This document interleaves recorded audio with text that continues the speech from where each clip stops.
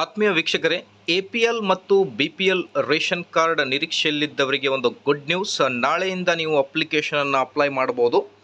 ಪಡಿತರ ಚೀಟಿಗಾಗಿ ಅರ್ಜಿ ಸಲ್ಲಿಸುವ ಬೇಕಾಗಿರುವ ಅಗತ್ಯ ದಾಖಲೆಗಳು ಯಾವ್ಯಾವು ಮತ್ತು ಹೊಸ APL ಮತ್ತು BPL ಕಾರ್ಡ್ಗಾಗಿ ನೀವು ಅರ್ಜಿ ಸಲ್ಲಿಸುವ ಅರ್ಹತೆ ಏನಿರಬೇಕು ಅನ್ನೋದ್ರ ಬಗ್ಗೆ ಒಂದು ಕ್ಲಿಯರ್ ಅಪ್ಡೇಟ್ ಬರ್ತಾ ಇದೆ. ಸೊ ಹಾಗಾಗಿ ಪಡಿತರ ಚೀಟಿ ರೇಷನ್ ಕಾರ್ಡ್ಗೋಸ್ಕರ ಯಾರೆಲ್ಲ ವೇಟ್ ಮಾಡ್ತಾ ಇದ್ದೀರಾ ಅವರಿಗೊಂದು ಗುಡ್ ನ್ಯೂಸ್ ಅಂತಲೇ ಹೇಳ್ಬೋದು. ವಿಡಿಯೋನ ಕಂಪ್ಲೀಟಾಗಿ ವಾಚ್ ಮಾಡಿ. ನಮ್ಮ ಯೂಟ್ಯೂಬ್ ಚಾನಲ್ನಲ್ಲಿ ನಿಮಗೆ ಎಲ್ಲ ಲೇಟೆಸ್ಟ್ ಅಪ್ಡೇಟ್ಗಳನ್ನು ನೀಡಲಾಗುವುದು. ಸೊ ಹಾಗಾಗಿ ವೀಕ್ಷಕರೇ, ದಯವಿಟ್ಟು ವಿಡಿಯೋನ ಲೈಕ್ ಮಾಡಿ, ಚಾನಲನ್ನು ಸಬ್ಸ್ಕ್ರೈಬ್ ಮಾಡಿ. ಬಿಕಾಸ್ ಎಲ್ಲ ಲೇಟೆಸ್ಟ್ ಅಪ್ಡೇಟ್ಗಳನ್ನು ತಮ್ಮೊಂದಿಗೆ ಶೇರ್ ಮಾಡ್ತಾ ಇರ್ತೀವಿ.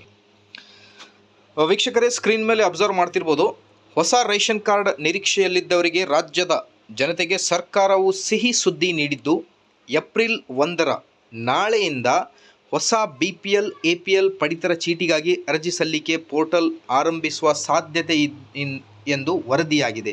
ಸೊ ಬಿಫೋರ್ 2 days ಬ್ಯಾಕ್ ಈ ಒಂದು ಇನ್ಫಾರ್ಮೇಷನ್ ಬಂದಿತ್ತು. ಸೊ ಹಾಗಾಗಿ ರಾಜ್ಯದ ನಾಗರಿಕರು ಆಹಾರ ಮತ್ತು ನಾಗರಿಕ ಸರಬರಾಜು ಇಲಾಖೆ ಜಾಲತಾಣದ ಮೂಲಕ ಹೊಸ ಪಡಿತರ ಚೀಟಿಗಾಗಿ ಅರ್ಜಿಯನ್ನು ಸಲ್ಲಿಸಬಹುದಾಗಿದೆ ಅಂತ ಹೇಳ್ತಾ ಇದ್ದಾರೆ. ಅದರ ಲಿಂಕ್ ಕೂಡ ಇಲ್ಲಿ ಕೊಟ್ಟಿದ್ದಾರೆ, ನೀವು ಸ್ಕ್ರೀನ್ ಮೇಲೆ ಗಮನಿಸ್ತಿರ್ಬೋದು. ಈಗ ಅನುಸರಿಸಿ ಅರ್ಜಿ ಸಲ್ಲಿಕೆ ಹೇಗಿರುತ್ತೆ ಅಂತ ನೋಡ್ತಾ ಬಂದರೆ, ವೆಬ್ಸೈಟಿಗೆ ನೀವು ಭೇಟಿ ನೀಡಬೇಕು. ಈ ಜಾಲತಾಣಕ್ಕೆ ಭೇಟಿ ನೀಡಿದ ಸಂದರ್ಭದಲ್ಲಿ ನೀವು ಮುಖಪುಟದಲ್ಲಿ ಈ ಸೇವೆಗಳು ಎಂಬಲ್ಲಿ ಕ್ಲಿಕ್ ಮಾಡಿ. ಓಕೆ, ಇಲ್ಲಿ ಡೀಟೇಲ್ ಇದೆ, ಹೇಗೆ ಅಪ್ಲೈ ಮಾಡಬೇಕು ಅನ್ನೋದ್ರ ಬಗ್ಗೆ ಒಂದು ಮಾಹಿತಿಯನ್ನು ನೀಡಿದ್ದಾರೆ. ಸೊ ಅದಾದ ಮೇಲೆ ನೀವು APL ಅಥವಾ BPL ಯಾವ ಕಾರ್ಡಿಗೆ ಅಪ್ಲೈ ಮಾಡ್ತಾ ಇದ್ದೀರಾ ಅದನ್ನು ಕೂಡ ಸೆಲೆಕ್ಟ್ ಮಾಡಬೇಕಾಗುತ್ತೆ.